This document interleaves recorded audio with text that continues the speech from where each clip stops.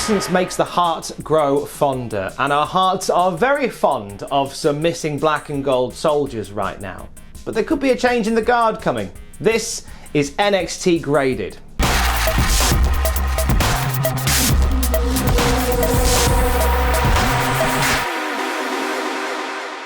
Johnny Gargano opens the show. He loves wheels now. In fact, he's got a wheel of challenges, one of which will get a shot at his NXT North American Championship. It lands on write-in candidate Leon Ruff, who is very excited to get an opportunity. He's basically borderline enhancement talent, so the fix very much feels in, as Beth Phoenix says. Despite his best efforts, Gargano dominates this one. Damian Priest appears in the crowd to distract Gargano.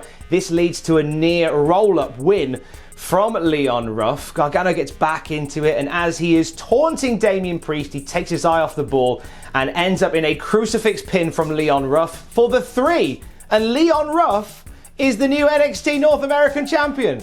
Gargano curse strikes again. And he heads off up the ramp. Damian Priest joins him. They can't put the belt around him because he's too thin. But it's such a lovely moment as the belt drops around his ankles as he shuffles off. Gargano apoplectic in the ring as we crown a new champion to open the show. You know what? I'm giving this an A-. Like I enjoy Leon Ruff's work so much. Just this excitable guy who's happy to be there despite some retraction. Like, I can relate to that for one. And I like the way that this was done. Like the tease that Gargano cannot get a defense of the North American title in, giving the belt to an outsider, Damian Priest endorsing him. I really enjoyed it. This was a nice way to start NXT. Damian Priest gives Leon Ruff the keys to his car, tells him to drive off before Gargano gets his mitts on him. Gargano gets into it with Priest, Regal and security step in. Gargano's sort of doing this out of body thing where he's saying, that match didn't count, I don't know who booked that match, I hate wheels, what are you talking about? They're playing on this split personality thing that they've been doing with the Garganos for a little while, which I've quite enjoyed. Another championship match almost immediately. Santos Escobar defending the NXT Cruiserweight Championship against Jake Atlas. And despite the fact that earlier on today Atlas took out Legado del Fantasma with lead pipes, Santos in the ring is very much in charge. Atlas gets a break just before the break, even gets some lead pipe action on Raul Mendoza and Whacking Wild once again to take the lead. Despite taking a bad spill out of the ring, Atlas gets back into this match, brawls with Escobar around the ring, gets a series of near falls, looks like he's finally getting the motor running, goes for the Rainbow DDT, but we see Escobar turn it into an underhook neck breaker for the 1, 2, 3. Escobar retains the NXT Cruiserweight Championship. Giving this match a B+, I thought they did some really good stuff in here. I feel like they can be great though. Like, I feel like this is like a taste of it. I didn't feel like this was their night to really go for it. I want to see these guys with the wheels off. That this was good. I feel like it could have been great. Dexter Lumis is drawing backstage. Lovely caricature work of the zombie referee from the House of Terror t'other week. We then get a video featuring Shotzi Blackheart talking about the significance of the tank that Candice LeRae destroyed, and she is out to get Candice LeRae now because that tank represented her brother in the army and so much more than that. And there's going to be trouble when Shotzi gets her hands on Candice LeRae. Feel like we could have done with a bit more of that in the build up to the tank being destroyed. I don't feel like we got enough story about the tank. We just went, oh, it's cool, she's got a tank. Like, I feel like if we had the story behind it, that angle last week would have hit a bit harder. Raquel González is meant to face Xia Li here, but we don't get Xia Li. We get Boa, who comes out and says Xia Li cannot wrestle tonight. And Raquel González is livid since it was Xia Li that called her out in the first place. So she takes it out on Boa, batters him around the ring, and leaves him laying after a big boot and storms off. Once she is gone, Boa's in the ring, licking his wounds. Lights go down, dragons start flying around via the video screens. Then an old man walks down to the ring, hands Boa a note, and leaves a mark on his hand. And Boa's like looking at this mark with terror and holding this note as well. This is quite a segment. I'm giving it a B. I enjoyed it. Like, I liked the fact that whilst we could have got Xia Li getting beaten up again, which is what's been happening, like losing again, and then we're now enhancing the story. Lots of questions being asked here. Boa getting a beating was a fun little twist on that. I've got lots of questions, and I'm very intrigued about this Xia Li Boa storyline here. I want to know more. I'm getting my teeth into that. Austin Gray attacked Timothy Thatcher last week, so Timbo returned the favour this week. They're brawling backstage, and Dexter Lumis's painting gets knocked over. You've ruined his actions, Tim. It's gonna be livid. In fact, we find out they're getting a match later on because of this. In the ring, it's Toni Storm versus Candice LeRae. Storm sticking up for her mate Shotzi Blackheart and going after Candice. Some solid wrestling to get her started. Toni Storm starting to pull away until she ends up flying into the steel steps before the break. Candice back in charge here once we come back, until she misses a lion salt and eats a headbutt from Toni Storm. Storm rallies, but she ends up flying into the corner. Candice avoids the corner splash, hooks the leg on Toni Storm using the ropes for leverage, gets the cheeky 1, 2, 3. After the match, we see that weird hooded stranger come out to save Candice from a beatdown by Toni, the one in the Scream mask that we saw at Halloween Havoc and the other week. Shotzi comes out to even the odds. She ends up getting beaten down. A really ropey, evil wicked stepsister curb stomp happens, and then the Scream mask comes off to reveal Indy Hartwell, who's been trying to get into the good graces of the Gargano family for weeks, and it looks like she's now on side with them. I'm giving this a B+. I think it was one of the better matches in ring of the night. I like the slow technical build. Toni Storm's got a really strong upside. There's a special aura about Toni Storm. I feel once they truly click into, there's going to be some good stuff there. Indy coming in to join the Gargano family is great for Indy Hartwell's stock as well. The fight over the broken easel now. It's Timothy Thatcher versus Dexter Lumis. Thatcher trying to wrestle Lumis to start. Hits an overhead suplex on him, and Lumis comes back by doing a creepy crawl into his face. Mind games from Dexter Lumis. Heavy strikes from both guys until Thatcher takes control once again. Every time Thatcher's in control, he's working over the arm of Dexter Lumis. Thatcher basically is going to be Thatcher, and the joint manipulation game is strong here. Lumis fights back with an injured arm, ends up hitting a swanton. Looks like he's going to go for the silence off of the top rope, but that doesn't end up happening. He ends up turning it into a swanton anyway, so he's getting back into the fight.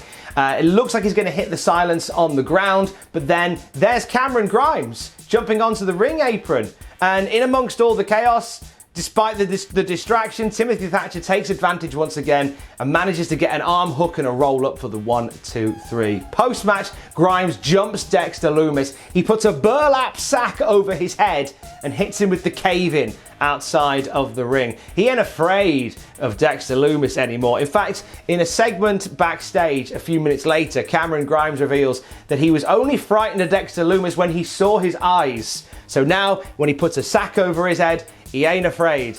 And now he's going to the moon. That's it, you guessed it. The match itself, at the end bit, I'm giving it a B too. I thought it was fine. It was a good match. It wasn't great. I like Thatcher's work. Thatcher always is. I'm intrigued by how, in an era where everything is so high-flying and fast-paced, how somebody can carve a niche by taking it old school. I really like Thatcher doing that. I don't think they clicked as well as they could have done. Loomis's style is certainly very unique, as is Thatcher's. And sometimes in the wrong combos, it can be like oil and water. But this was good. This was good. This was good. The Grimes-Loomis feud continues. We may lead to a blindfold match. I'm going to put that out there now. Tommaso Ciampa backstage talking about how much NXT has changed, but he is going to be the change that the company needs. Ciampa very much talking like a wizened old NXT vet, watching from the sidelines and planning to show these young'uns who's boss. I like his work at the moment. We get a great video package, a Prime Target special, which is Io Shirai and Rhea Ripley. We're focusing on their match that is coming up on NXT next week. And I love the story here from Rhea Ripley, where she talks about how pumped she was for WrestleMania, and then the WrestleMania we got happened with no crowd and no energy, and she says it took her off her game and she lost.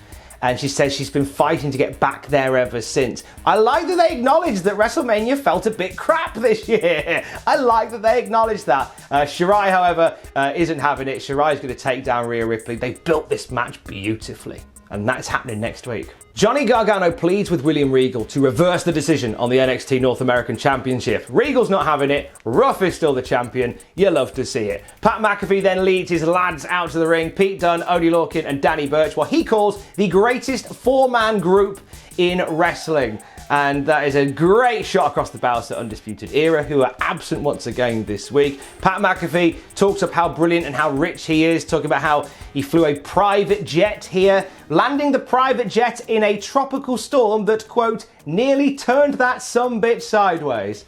I see what you did there. I see what you did there. He is on commentary for the main event tonight. It is Oney Lorcan and Danny Burch defending the NXT tag titles against former champions Breezango. Before we get to that match though, Finn Balor announcement. Balor is going to address the kingdom next week.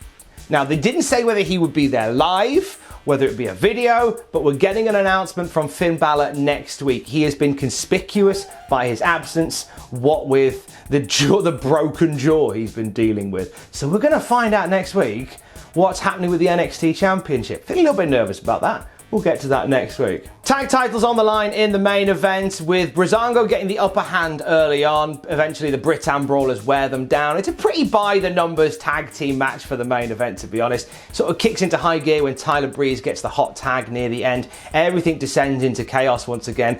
We have Lorcan squaring off in the corner against Fandango. And Drake Maverick appears and kicks Oney Lorcan in the head. That's for last week, you sucker.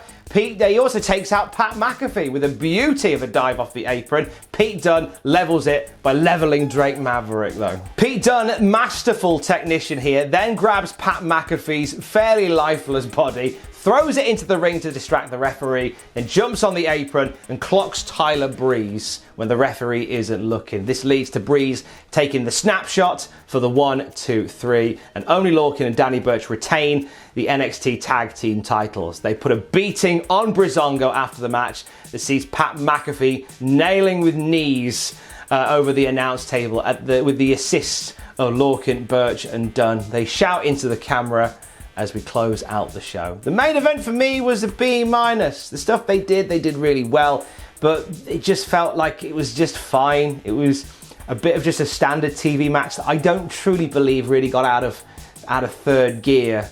And I never bought for a second that Fandango were going to win the belts back tonight anyway, but it just didn't really light the world on fire. It was all right. It wasn't terrible, so I don't want to give it anything lower than a B-, because what they did was good, but they just didn't do a lot, to be honest. And overall this week, I'm giving NXT a B-. There was some stuff in there that was good. I thought the title switch at the beginning was a really high point, and then I feel like it just sort of plodded along from there. It's been a while since an NXT plodded along, but this really did. Nothing really got out of, really set my world on fire here. Just a series of matches that were just good to very good.